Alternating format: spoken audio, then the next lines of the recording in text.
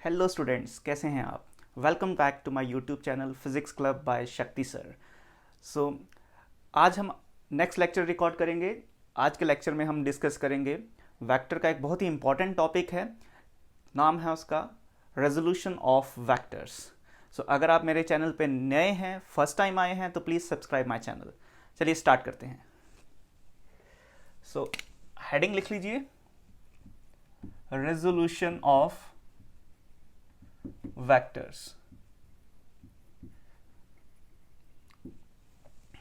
Last lecture में हमने देखा था बेसिक जो टाइप्स ऑफ वेक्टर्स होते हैं, वेक्टर्स क्या हैं, स्केलर्स क्या हैं, इक्वल वेक्टर क्या होता है, कोप्लेनर वेक्टर के किसको बोलते हैं, नल वेक्टर क्या होता है। तो ये बेसिक डेफिनेशंस हैं, ये भी हमें आनी चाहिए। अगर आपने ये लेक्चर नहीं देखा है तो मैं इसको डिस्क्रिप्शन में लिख दूंगा। सो बेसिक डेफिनेशंस के बाद ये टॉपिक आता है रेजोल्यूशन ऑफ वेक्टर, कि एक वेक्टर्स को कैसे रिजॉल्व किया जाता है। तो इसके बेसिक्स को देखते हैं। लास्ट लेक्चर में मैंने आपको थोड़ा सा हिंट दिया था कि एक वेक्टर के दो कंपोनेंट होते हैं। एक होता है एक्स कंपोनेंट और एक होता है उसका वाई कंपोनेंट। अगर 2 डायमेंशनल वेक्टर है तो, 3 डायमेंशनल वेक्टर है अगर तो उसका जेड कंपोनेंट भी लिखा जाता है। थोड़ा सा मैंने हिंट दिया था। आज इसको थोड़ा इलेबोरेट करते हैं। Resolution of vectors. तो चलिए इसमें मैं 2 डायमेंशन से स्टार्ट करूंगा कि हमारे पास इस तरह से एक वाई एक्सिस है और एक एक्स एक्सिस है। This is origin. और इसमें मेरे पास एक वेक्टर है जिसको मैं लिख रहा हूं A vector, O A vector. Okay, this A vector is making an angle theta with the X axis. So ये जो ए वेक्टर है इसका कुछ एक पार्ट तो एक्स एक्सिस के अलोंग आएगा, जिसको मैं लिख दूंगा इसका एक्स पार्ट, ए एक्स वेक्टर। और इसी ए वेक्टर का एक पार्ट होगा जो वाई एक्सिस के अलोंग भी लिखा जाता है, उसको मैं यहां लिख रहा हूं ए वाई वेक्टर। ओके, सो ए एक्स को कहा जाता है component of vector A along X axis. क्या कहा जाता है? तो ए एक्स को मैं यहां लिख रहा हूं, ए एक्स वेक्टर को कहा जाता है component of vector A along X axis. Similarly A Y को, ओके, इसका एक और नाम है, इसको प्रोजेक्शन भी कहा जाता है, projection of vector A along X axis, या फिर इसको कहा जाएगा projection of vector A along X axis. Similarly A Y का भी नाम लिखा जाएगा component of vector A along Y axis. So component of vector A along Y axis, या फिर projection of vector A along Y axis. Alright, so अब हम इस थीटा का कंट्रीब्यूशन देखेंगे कि थीटा को कैसे यूज करना है, ए एक्स को थीटा की टर्म में कैसे लिखेंगे। ओके, सो यहां पर मैं आपको लिख देता हूं कि जो ए एक्स है वो एक वेक्टर की फॉर्म में है। लास्ट लेक्चर में मैंने यूनिट वेक्टर का भी जिक्र किया था और बताया था आपको कि एक्स एक्सिस के अलोंग जो यूनिट वेक्टर होता है उसको आई कैप लिखा जाता है, वाई एक्सिस के अलोंग जो यूनिट वेक्टर होगा उसको जे कैप लिखा जाता है। यूनिट वेक्टर जो होता है वो डायरेक्शन को बताता है, राइट। यहां पर जे कैप वाई एक्सिस की डायरेक्शन को बताएगा, आई कैप एक्स एक्सिस की डायरेक्शन को इंडिकेट करेगा। ऑलराइट, साथ ही साथ हमने ये भी डिस्कस किया था कि जो एक वेक्टर है उसको उसके मैग्नीट्यूड की हेल्प से और उसकी यूनिट वेक्टर की हेल्प से लिखा जाता है। सो यहां पर ए वेक्टर था, एक वेक्टर का मैग्नीट्यूड और उसकी डायरेक्शन। सिमिलरली अगर मुझे ए एक्स वेक्टर के बारे में लिखना है तो वो मैं ए एक्स वेक्टर का मैग्नीट्यूड लिखूंगा और उसका यूनिट वेक्टर। अब ए एक्स वेक्टर की डायरेक्शन कौन इंडिकेट करेगा? ए एक्स वेक्टर की डायरेक्शन इंडिकेट कर रहा है आई कैप, तो यहां पर मैं लिख रहा हूं आई cap. Similarly A Y vector का मैग्नीट्यूड लिखा जाएगा ए वाई मॉड में और उसकी डायरेक्शन को यहां इंडिकेट करेगा वाई कैप। ऑलराइट, सो ये जो मैग्नीट्यूड टर्म है, ये जो मैग्नीट्यूड टर्म है, इसको कॉस थीटा की टर्म में देखिए कैसे लिखते हैं। अब ये ट्राइंगल है, लेट से मेरे पास O A D, triangle O A D एक ट्राइंगल है। इस ट्राइंगल में कॉस ऑफ थीटा किसके बराबर होगा? अब यहां से इस ट्राइंगल में कॉस ऑफ थीटा, सो अगर मैं इस ट्राइंगल में कॉस ऑफ थीटा की बात करूं, और आपको पता होता है कॉस थीटा किसके बराबर होता है? Base divided by hypotenuse. Okay, तो बेस कॉस थीटा हमेशा मैग्नीट्यूड की टर्म्स में लिखा जाएगा, तो बेस का मैग्नीट्यूड हो जाएगा ए एक्स वैक्टर का मैग्नीट्यूड, और हाइपोटेन्यूज हो जाएगा ए वेक्टर का मैग्नीट्यूड, इस तरह से। तो ये यहां से ए एक्स वेक्टर का मैग्नीट्यूड लिखा जा सकता है magnitude of A vector cos of theta. तो इस तरह से हम एक्स कंपोनेंट है जो ए वेक्टर का, उसको कॉस थीटा की टर्म में लिख सकते हैं। तो यहां पर आप बड़ी आसानी से लिख सकते हो कि magnitude of A X vector equals to A cos of theta. Similarly आप यहां भी लिख सकते हो magnitude of A Y vector equals to A sine theta, ये भी मैं बता देता हूं। ओके, एक टर्म तो आपके पास आ गया कि जो एक्स कंपोनेंट होगा, अगर थीटा एक्स एक्सिस के साथ है तो कॉस थीटा आ जाएगा। दूसरा वाला जो वाई एक्सिस के अलॉन्ग होगा, उधर साइन थीटा चला जाएगा। देखते हैं कैसे। अगेन आप इसी ट्राइंगल से साइन थीटा देखो, in triangle O A D, यहां पर साइन थीटा लिखना है। साइन थीटा किसके बराबर होगा? साइन थीटा आप कहोगे परपेंडिकुलर अपॉन हाइपोटेन्यूज, परपेंडिकुलर है यहां पर ए डी। अब ए डी किसके बराबर है? ए डी इस लेंथ के बराबर है, और ये लेंथ कितनी थी? ए वाई के बराबर थी। इसका मतलब इसको भी ए वाई लिखा जा सकता है, राइट? सो मैंने लिख दिया ए वाई का मैग्नीट्यूड डिवाइडेड बाय हाइपोटेन्यूज, होता है ना परपेंडिकुलर अपॉन हाइपोटेन्यूज। हाइपोटेन्यूज कितना है इस ट्राइंगल का? ए। अगर आप इसको मैग्नीट्यूड्स में लिखना चाहते हो, आप ऐसे भी लिख सकते हो इस तरह से। तो ए वाई मैग्नीट्यूड कितना आ गया?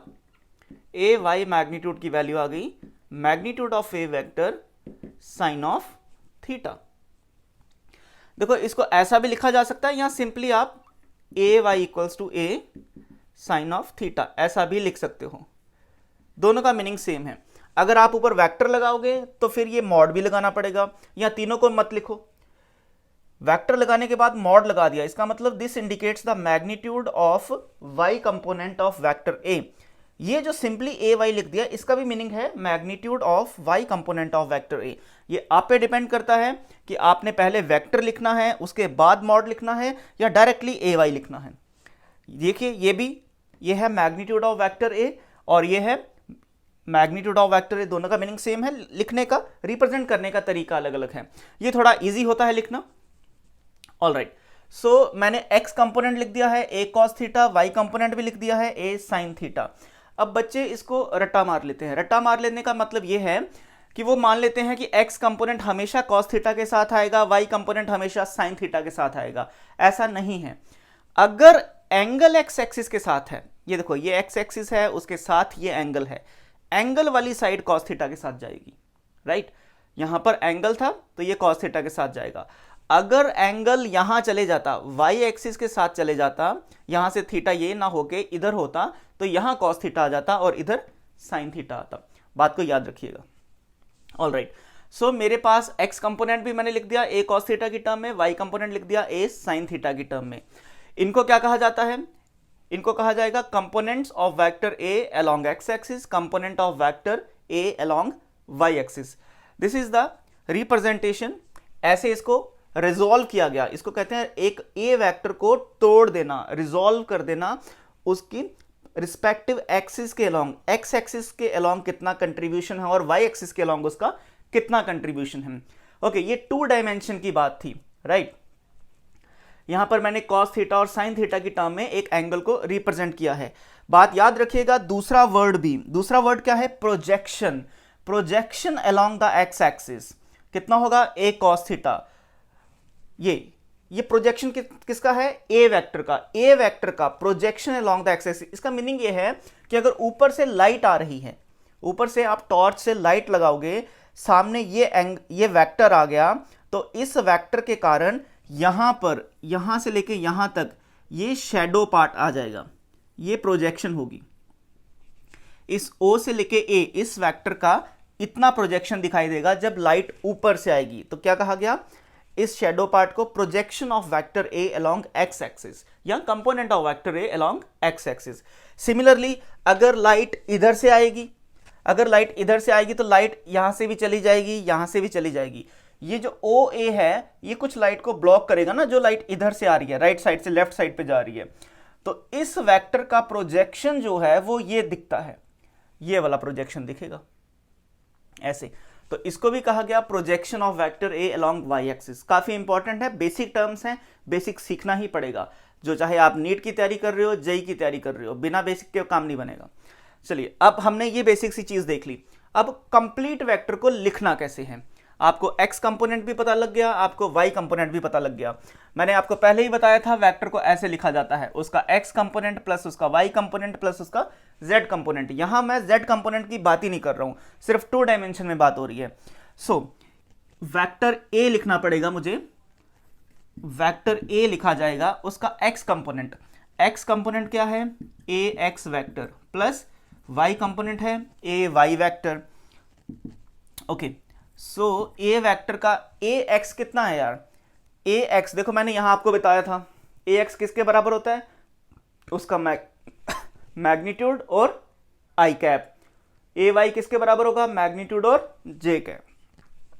यहां पर मैं लिख दूंगा ax का ये वाली बात को मैग्नीट्यूड, मैग्नीट्यूड कितना आया, a cos theta I cap plus a sin theta j cap. So इस तरह से आप एक वेक्टर को उसके कंपोनेंट्स की टर्म में लिख सकते हो, इस तरह से। इसका मतलब एक वेक्टर एंगल्स पे डिपेंड करता है, साइन थीटा और कॉस थीटा पे डिपेंड करता है। ऑलराइट, अब इसका थोड़ा सा और इसको इलैबोरेट करते हैं कि अगर 3 डायमेंशंस में बात होती तो इसको कैसे लिखा जाता, तो उसको भी अभी सीख लेते हैं। 3 डायमेंशन में भी ऐसे ही होगा, बस हमें एक additional z part, z component उसका ऐड अप करना है। तो आप साथ साथ नोट्स बनाते चलिएगा। देखो इन 3 डायमेंशन में देखते हैं, 3 डायमेंशन में आपको x एक्सिस, y एक्सिस और z एक्सिस शो करने पड़ेंगे। ये y एक्सिस हो गया, ये z एक्सिस हो गया, ठीक है। मेरे पास एक वेक्टर है OA, जिसका मैं नाम सिंपली A वेक्टर लिख रहा हूं। This vector A is making an angle of alpha with x axis, this vector A is making an angle of beta with y axis, and the same vector A is making an angle of gamma with z axis. Okay, last case में क्या था, हमारे पास एक ही angle था theta, यहां पर हमारे पास 3 एंगल हैं, अल्फा बीटा गामा। ओके, सो हमने देखा था जब थीटा था और कॉस थीटा आया था, याद है आपको, थीटा था ये ऐसे ए वेक्टर था, ये थीटा था, ये एक्स एक्सिस थी, तो थीटा के साथ वाले इधर क्या आ गया था, ए कॉस थीटा लिखा गया था। तो अगर यहां पर अल्फा हो जाए तो लिखा जाएगा ए कॉस अल्फा, अगर यहां पर बीटा हो जाए, जैसे अगर यहां पर बीटा हो जाए तो इधर क्या लिखा जाएगा, ए कॉस बीटा, राइट। तो गामा की जगह लिखा जाएगा ए कॉस गामा। साइन का तो यहां पर बात ही नहीं आएगी। तो एक्स एक्सिस के अलोंग मुझे अगर इसका कंपोनेंट लिखना पड़े, वेक्टर ए के यहां भी बेटा 3 हिस्से हैं, उसका एक एक्स कंपोनेंट है, एक वाई कंपोनेंट है और एक जेड कंपोनेंट है। उसका एक्स कंपोनेंट देखो क्या लिखा जाएगा, ए एक्स इसका लिखा जा रहा है, मॉड की बात कर रहा हूं, वो लिखा जाएगा A cos of alpha, simple, A cos of alpha. Similarly A Y को लिखा गया, ए वाई वाई कंपोनेंट उसका लिखा गया, तो वो लिखा जाएगा A cos of beta, cos of beta, और ए जेड कंपोनेंट लिखा गया ए कॉस ऑफ गामा। ऐसे ये तीनों इसके कंपोनेंट्स लिखे जाएंगे ए वेक्टर के along X axis, Y axis and Z axis. इनको डायरेक्शनल कोसाइंस भी कहा जाता है, डायरेक्शनल कोसाइंस भी कहा जाता है। अब ये हम क्यों सीख रहे हैं, हालांकि इसमें अगर मुझे एक वेक्टर फॉर्म में लिखना पड़े तो आराम से मैं लिख सकता हूं कि जो मेरे पास अब वेक्टर बना है, ए वेक्टर जो बना है वो हो गया A cos of alpha I cap, A cos of beta J cap, plus A cos of gamma K cap. ये मेरे पास सिंपल सा एक मैंने वेक्टर को लिख दिया। ठीक है, आसान बात है, 3 डायमेंशनली हमने इसको लिख दिया। इस पे सवाल आ गया था एक बारी, तो उस क्वेश्चन को भी डिस्कस कर लेते हैं। आपसे पूछा गया था कि what is the value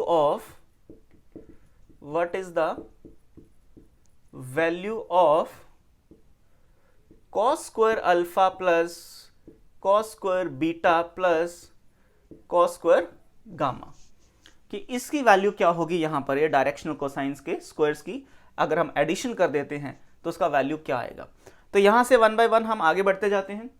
last lecture पे थोड़ा सा इंडिकेशन है।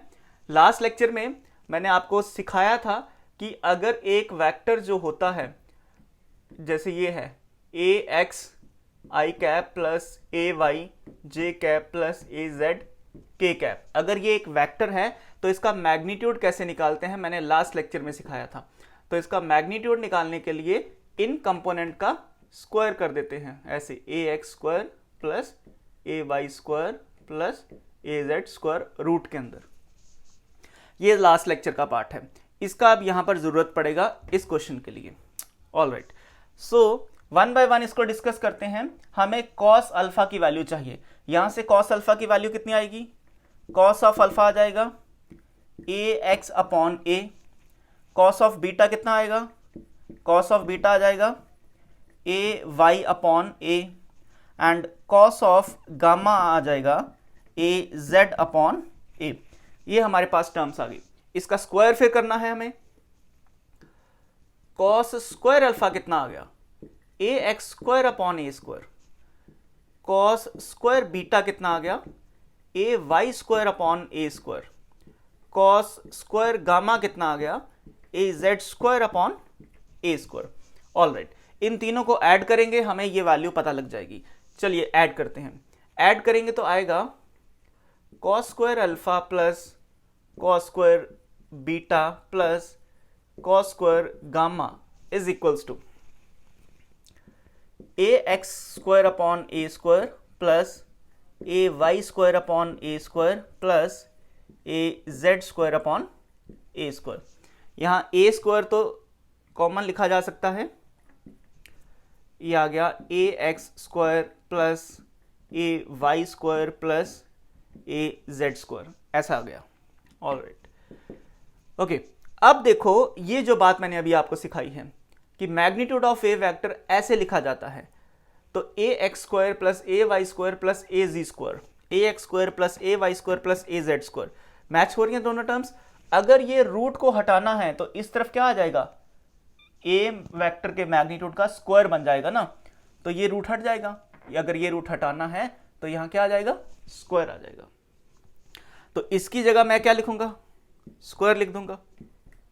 स्क्वायर लिख दिया, ए स्क्वायर तो था ही, और ये सारी की सारी टर्म किसके बराबर है, ए स्क्वायर के बराबर है। ये कैंसिल होके आपके पास वैल्यू कितनी दे रहा है, 1। इसका मतलब ये है cos square alpha plus cos square beta plus cos square gamma, इसकी वैल्यू क्या आई है हमारे पास, इसकी वैल्यू आई है 1 वैल्यू आई है। ओके, अब फर्दर इसकी एक्सटेंशन हो सकती है कि आपसे यह भी पूछा जा सकता है कि आप बताओ कि sine square alpha plus sine square beta plus sine square gamma की क्या वैल्यू होगी, पूछा जा सकता है, राइट। तो ये क्वेश्चन आ गया, वैसा क्वेश्चन आ सकता है, तो उसको भी डिस्कस करते हैं कि वो क्या होगा। तो चलिए, अगर आप अपनी मैनिपुलेशंस कर सकते हैं तो आप करिएगा। इसी को कन्वर्ट करते रहते हैं ना, क्योंकि ये तो हमें पता लग गया कि इसकी वैल्यू अब आ गई है 1। तो यहीं से आगे बढ़ते हैं। कि कॉस स्क्वायर अल्फा, इसको साइन में कन्वर्ट करना हो तो मैं क्या करूंगा, आपको सबको पता होता है कि sine square theta plus cos square theta equals to 1 होता है। सो कॉस स्क्वायर थीटा कितना हो जाएगा, cos square theta equals to 1 minus sine square theta. तो उसी कन्वर्जन को मुझे अब यहां लिखना पड़ेगा, तो उसके लिए थोड़ा सा इसको मैं साफ कर देता हूं। चलिए अब देखते हैं, साइन की टर्म में हमारे पास था cos square alpha plus cos square beta plus cos square gamma equals to 1। ये अभी अभी हमने इसको प्रूफ किया है। साइन के टर्म में लिखना है तो ये लिखा जाएगा 1 minus sine square alpha plus 1 minus sine square beta plus 1 minus sine square gamma equals to 1। ऐसा लिखा गया। क्लियर है सबको, आसान सी बात है। अब ये सारे, इसको अगर ब्रैकेट्स को मैं ओपन करता हूं तो ये आ जाएगा 1 प्लस 1 प्लस 1, ये बन जाएगा 3 minus sine square alpha minus sine square beta minus sine square gamma, minus मैंने लिख लिया कॉमन, तो बचेगा sine square alpha plus sine square beta plus sine square gamma equals to 1। ये आ गया। हमें इसकी वैल्यू चाहिए थी, नेगेटिव है, इसको इधर ले आओ, 1 को उधर ले जाओ, तो 3 माइनस 1 हो जाएगा 2, 3 minus 1 equals to 2। This comes out to be sine square alpha plus sine square beta plus sine square gamma. So very easy, आसान सा हमारे पास एक कैलकुलेशंस थी कि sine square alpha plus sine square beta plus sine square gamma किसके बराबर होगा, तो 3 माइनस 1 तो सबको करना आता है, दैट्स इक्वल्स टू 2। सो ये हमारे पास दो रिलेशन हैं जो काफी इंपॉर्टेंट है इस टॉपिक से रिलेटेड। अब हम एक न्यूमेरिकल एग्जांपल डिस्कस करेंगे कि कैसे अब रेजोल्यूशन ऑफ वेक्टर्स को न्यूमेरिकल्स में कैसे यूज करना है, क्योंकि हमने थ्योरी पार्ट सीखा है, उसका न्यूमेरिकल पार्ट कैसा होगा, उसका यूज क्या है, किस तरह के सवाल आ सकते हैं। तो बिल्कुल बेसिक एग्जांपल्स लूंगा, थ्योरी डिस्कस करते हुए बिल्कुल बेसिक एग्जांपल्स ली जाएंगी, लेकिन जब थ्योरी कंप्लीट हो जाएगी उसके बाद मैं एक अलग से लेक्चर बनाऊंगा। उस लेक्चर में particularly topic wise numerical discuss होंगे, जैसे numerical examples for vectors, numerical examples for resolution of vectors, जो हर एक स्टैंडर्ड के होंगे, हर एक स्टैंडर्ड के, नीट लेवल के, जेई लेवल के, जो आए हुए एग्जाम में क्वेश्चन आए हुए हैं। लेकिन यहां पर इन द थ्योरी पार्ट हम बिल्कुल बेसिक एग्जांपल्स यूज करेंगे। सो फर्स्ट एग्जांपल जो यहां पर हम डिस्कस करेंगे कि हमारे पास एक ये क्वेश्चन है, एक एग्जांपल डिस्कस करते हैं। ओके, सो ये मेरे पास कोऑर्डिनेट एक्सिस में बना रहा हूं, वाई एक्सिस है, एक्स एक्सिस है। ऑलराइट, मेरे पास एक ये वेक्टर है O A vector which is making an angle of 37 degree 5 metre. Then मेरे पास दूसरा वेक्टर है A B vector, A B vector 3 metre along the x axis, and the next one is 2 metre. BC vector जो है वो 2 metre है along the y axis। Alright, आपसे पूछा गया find the magnitude of the resultant vector, कि इन तीनों vector का पहले रिजल्टेंट कैलकुलेट करो, रिजल्टेंट वेक्टर लिखो, फिर उसका मैग्नीट्यूड क्या होगा वो पूछा गया। तो ये क्वेश्चन रेजोल्यूशन ऑफ वेक्टर के कॉन्सेप्ट की हेल्प से ही सॉल्व होगा। तो क्या है question, find the magnitude, find the magnitude of the resultant vector, resultant vector. तो आपको रिजल्टेंट वेक्टर का यहां पर मैग्नीट्यूड लिखना ही होगा। ओके, तो देखते हैं कैसे करेंगे। ये हमारे पास ओ ए वेक्टर है, इसको रिजॉल्व किया जा सकता है, लेकिन उससे पहले आपको एक गोल्डन ट्राइंगल की बात यहां पर आनी चाहिए। इसको मैं गोल्डन ट्राइंगल लिखता हूं। क्यों लिखता हूं, क्योंकि फिजिक्स में ये ट्राइंगल बहुत ज्यादा हेल्पफुल है। ये वाला ट्राइंगल कि जिसमें एक एंगल तो 37 डिग्री का होता है, एक 90 डिग्री का होता है और एक एंगल होता है 53 डिग्री का. 37 degree plus 53 degree, it's comes out to be 90 degree and the sun become 180 degree. So this is a triangle, this sides is equals to 3, 5, 4. This triangle is known as golden triangle according to me because it is very important. It has importance in every numerical. Okay, so यहाँ से मुझे 37 degree की यहाँ पर जरूरत पड़ रही है. cos of 37 डिग्री कितना होगा, sin of 37 डिग्री कितना होगा, टेंजेंट ऑफ 37 डिग्री कितना होगा, या फिर cos ऑफ 53 डिग्री कितना होगा. तो ये सारी वैल्यूज हम इस ट्राइंगल से कैलकुलेट करके रख लेते हैं. ओके, तो कैलकुलेट करते हैं. यहां पर आप देखते हो, आपको पता है sine of 37 degree. 37 degree sine होता है perpendicular upon hypotenuse. This is perpendicular, this is hypotenuse. It's come out to be 3/5. Similarly cos of 37 degree, cos होता है base upon hypotenuse. It's comes out to be 4/5. tan के लिए tan of 37 degree, उसको भी लिखा जा सकता है. tan of 37 degree is equal to 3/4 perpendicular upon base. ये आगे तीनों टर्म्स. इसी तरह से आपको 53 डिग्री के लिए भी पूछा जाएगा. 53 डिग्री, cos ऑफ 53 डिग्री कितना होगा, टेंजेंट ऑफ 53 डिग्री कितना होगा, राइट. तो अब ये इसको आपने लेना है, इसको थीटा मानना है. तो cos साइन ऑफ 53 डिग्री, इसको बेस माना जाएगा क्योंकि इस एंगल का जिक्र किया जा रहा है ना. ये बेस बनेगा, ये हाइपोटेन्यूज बनेगा, ये परपेंडिकुलर बनेगा. तो साइन के केस में परपेंडिकुलर अपॉन हाइपोटेन्यूज होगा. 53 जब एंगल होगा तो 4/5 आएगा. यहां से आएगा 4/5. cos ऑफ 53 डिग्री जब आप लिखोगे, यह आ जाएगा 3/5 and tangent of 53 degree comes out to be 4/3 perpendicular upon base 4/3. ये काफी इंपॉर्टेंट टर्म्स हैं, यहां न्यूमेरिकल में भी यूज होंगी. ओके, अब हम इसको देखते हैं. ये जो चीज है कि मुझे OA वेक्टर को रिजॉल्व करना पड़ेगा. तो एक्चुअली मुझे करना क्या है, पूरा कंप्लीट वेक्टर लिखने के लिए मान लेते हैं ये मेरे पास फाइनल रिजल्टेंट वेक्टर है.